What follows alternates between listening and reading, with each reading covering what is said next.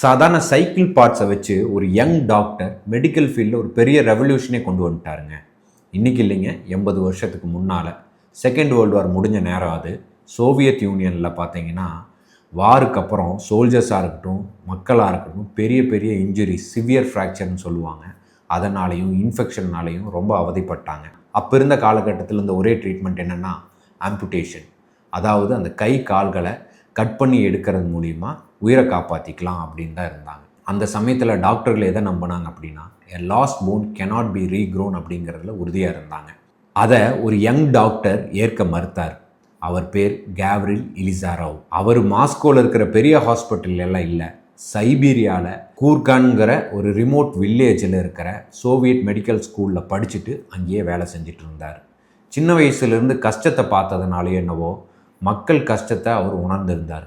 கை கால்கள் எல்லாம் இல்லாமல் மக்கள்னால் வாழ்க்கையை கொண்டு போகிறது ரொம்ப கஷ்டங்கிறத உணர்ந்தனால இதுக்கு ஏதாவது ஒரு தீர்வை நம்ம கொடுக்கணும்னு ஒரு டிவைஸை கண்டுபிடிச்சார். அதுக்கு அவர் பேரே தான் வச்சார், இலிசாவ்ஸ் எக்ஸ்டர்னல் ஃபிக்சேட்டர். அதன் மூலியமாக போனை ஸ்டெபிலைஸ் பண்ணி நம்ம எலும்பை வளர வைக்கிறதுக்கு உதவி பண்ணலாம் அப்படின்னு நினச்சார். அதில் அவர் சக்ஸஸும் பண்ணார். அவர் கண்டுபிடிச்ச அந்த பிரின்சிபலுக்கு பின்னால் லா ஆஃப் டென்ஷன் ஸ்ட்ரெஸ்ன்னு இருந்தது. இதில் என்ன சொல்கிறாங்க அப்படின்னா, கிராஜுவலாக ஒரு டென்ஷன் கொடுக்கறது மூலிமா திருப்பி எலும்பை வளர வைக்கலாம் அப்படிங்கிறத அவர் ப்ரூவ் பண்ணி காமிச்சார்.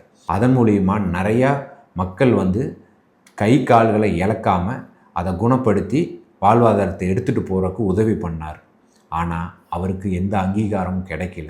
மாஸ்கோவில் இருந்த பெரிய டாக்டர்ஸ் யாரும் இதை கண்டுக்கவே இல்லை, இதை இக்னோர் பண்ணாங்க. ஆனாலும் அவர் தொடர்ச்சியாக மக்களுக்கு அவரோட பணியை செஞ்சுக்கிட்டே தான் வந்துட்டு இருந்தார். பின்னால் இதை போய் கேட்கும்போது பெரிய டாக்டர்ஸ் எல்லாம் அது இம்பாசிபிள்னு தான் சொன்னாங்க. ஏன் அப்படின்னா அவங்க கான்செப்ட்லேருந்து இது வித்தியாசமாக இருந்ததுனால அவங்க இதை அக்செப்ட் பண்ணிக்கவே இல்லை. ஆனால் காலை அவரை கைவிடலை. சோவியத் யூனியனோட ஒரு ஃபேமஸான அத்லெட் வேலரே ப்ரூமெல், அவர் ஒரு ஜம்ப் பண்ணும்போது கீழே விழுந்து அவர் கால் முறிவு ஏற்பட்டுச்சு.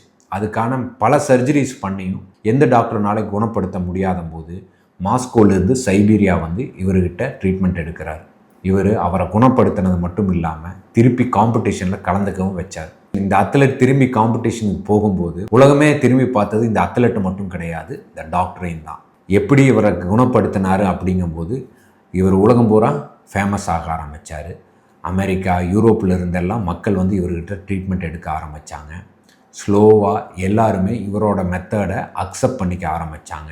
இவர்கிட்ட கற்றுக்க ஆரம்பித்தாங்க. பின்னால் அந்த சின்ன கிராமத்தில் இருக்கிற ஹாஸ்பிட்டல் ஒரு பெரிய இன்ஸ்டிடியூஷனாகவே மாறுச்சு. யாரும் ஏற்றுக்கலைன்னு இவர் கைவிடாமல் விடாமுயற்சியோட வேலை செஞ்சதுனால மெடிக்கல் ஃபீல்ட்லேயே பெரிய ரெவல்யூஷனை க்ரியேட் பண்ணிட்டார். இதிலிருந்து என்ன தெரியுதுன்னா, நம்ம எங்கேருந்து வரோங்கிறது முக்கியம் இல்லை, என்ன பண்ணுறோங்கிறது தான் முக்கியம். இதில் ஒரு ஃபேமஸ் சேயிங் கூட இருக்குது, greatness doesn't start from big cities, it starts with your bold ideas. இந்த இன்ஃபர்மேஷன் உங்களுக்கு பிடிச்சிருந்ததுன்னா மறக்காமல் உங்கள் ஃப்ரெண்ட்ஸ் அண்ட் ஃபேமிலிக்கு ஷேர் பண்ணுங்கள்.